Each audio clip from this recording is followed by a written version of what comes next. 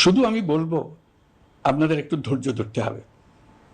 এখনই সব দাবি পূরণ করার জন্য জোর করা, প্রতিষ্ঠানে ঢুকে ব্যক্তিবিশেষকে হুমকির মধ্যে ফেলা, মামলা গ্রহণের জন্য চাপ সৃষ্টি করা, বিচারের জন্য গ্রেফতারকৃত ব্যক্তিকে আদালতে হামলা করে আগেই এক ধরনের বিচার করে ফেলার যে প্রবণতা, তা থেকে বের হতে হবে।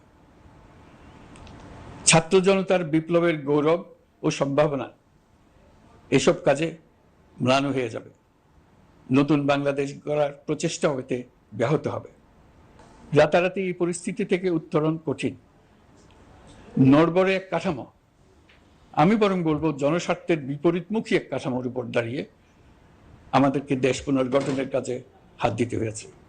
আমরা এখান থেকেই বাংলাদেশকে এমনভাবে করতে চাই যেন এদেশে জনগণই সত্যিকার অর্থে সকল ক্ষমতার উৎস হয়, বিশ্ব দরবারে একটি মানবিক ও কল্যাণকর রাষ্ট্র হিসেবে সমাদৃত হয়। Get more videos, subscribe RJ Scholar.